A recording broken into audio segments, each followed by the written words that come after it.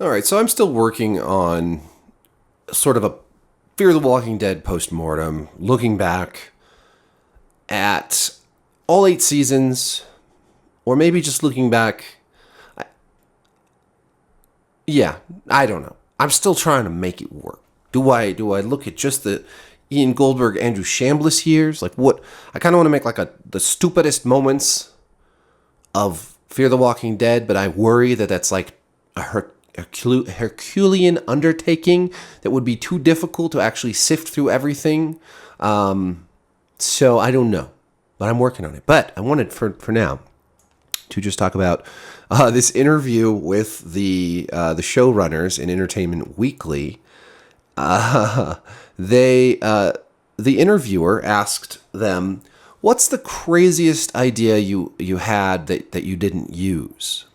And Chambliss replies, "We talked very seriously about doing a Milo and Otis style episode where Skidmark was with Wendell's dog, who he mentions in an earlier season, and we see two animals survive the apocalypse for an episode. And we talked about it, and then we talked to our line producer about it. He basically threatened to quit if we even pursued the idea."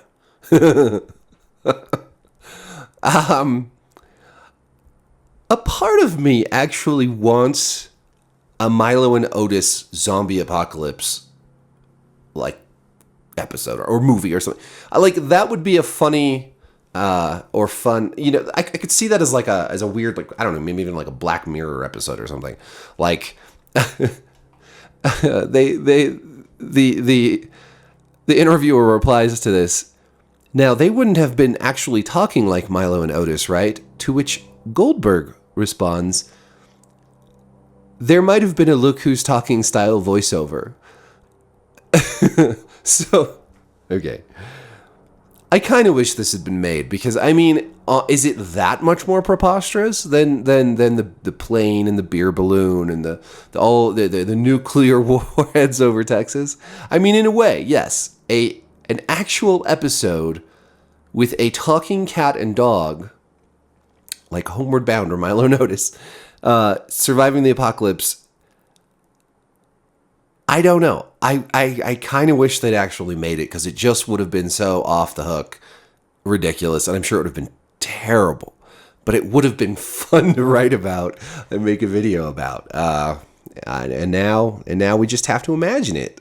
We have to imagine Skidmark telling Wendell's dog that they need to get to Padre and protect Padre and make up for all the bad things they've done. Because cats and dogs, they have the same personality as Morgan. They also said, Goldberg said, the other one that we talked about very seriously was doing a live episode. The interviewer says, "Wait, what?" Goldberg says, "We would shoot it tailor-made for one location, that we would shoot like a live show. I think our idea was to do it in an abandoned TV studio, and it was about our characters sending out a broadcast. I think we talked about it in season 5, and it would have aired live on AMC and been shot that way with no cuts." They wanted to do a live episode of the cast of Fear the Walking Dead broadcasting something live on AMC. Chambliss chimed in. Part of the challenge of it was that we would have been airing the season after our entire crew had wrapped. So it would have been very difficult to get the cast and the crew together, and we never quite landed on the creative that felt right for it. Although, if I recall, it was going to be an Al-centric story, a journalist broadcasting. And then when I wrote about this, I joked that they were saying AI-centric story, but it's Al-centric story. So Al would have been broadcasting this live show, live on AMC, I guess live studio audience. But the really funny thing, the real kicker here is that Chambliss says it may have morphed into the documentary episode we did in season 5. Some of the ideas might have made it over there.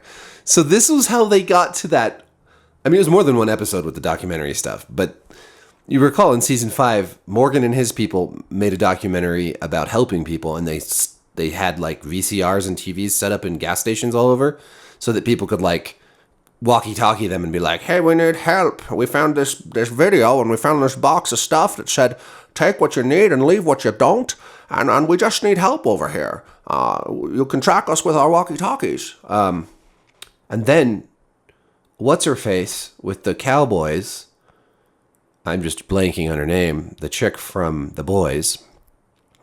What the hell is her name? Anyways, she was like, holy crap, we need to make a competing documentary to show that our people are even more helpful than Morgan's people. So they were like dueling documentaries. And that came from this crazy idea of doing a live episode, which is only just slightly less insane than a Milo and Otis style Skidmark episode. So, as absurd as this show turned out to be, we could have had even crazier shit. But it makes you wonder. It makes you wonder how these guys come up with, how, you know, like they're sitting down and they're like, I don't know, smoking out of the crack pipe, and they're like, okay, all right, let's do a Milo and Otis episode, man. And then they're like, they can't do that because their producer will literally quit if they try to do that. So then they like, they get, you know, we'll have them go help somebody, but they have to fly a plane to get there, and then they can't get back. So then they find this beer balloon, and they fly the beer balloon. The idea is, like, the fact that the line producer was going to quit over this, but, like, nobody stopped them from nuking Texas. How did this happen? The other thing they said in this interview is that Sarah, Wendell, and Rabbi Jacob all survived, and that they were chilling with Luciana's people. They were part of her network, you know, because Luciana basically became queen of the South, of the trucking lanes, like, somehow making gas, delivering boxes, doing that thing. But they all survived, but they didn't have time to include them in season 8. Remember now, season 8 was filled with like at least a dozen new characters, several new child characters, new villains in the Padre stuff.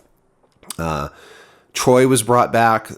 Those 3 Alicia fangirls, one of whom is played by Scott Gimple's wife, were brought in. All these new characters, but they didn't have time to include 3 characters who have been part of the show for like almost the entire Chambliss Goldberg era. They just wrote them off the show, but they say they survived, which means that literally not a single character who survived season 7, not a single one died in season 8.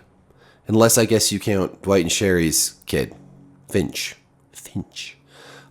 who wasn't around in season 7, but were they pregnant then? I think they were pregnant. And then they spent his whole life pretending they weren't his parents. Why did why did everyone stay at Padre working for those sniveling idiots? Like, Padre is the worst place. I can't even go into why Padre was so bad.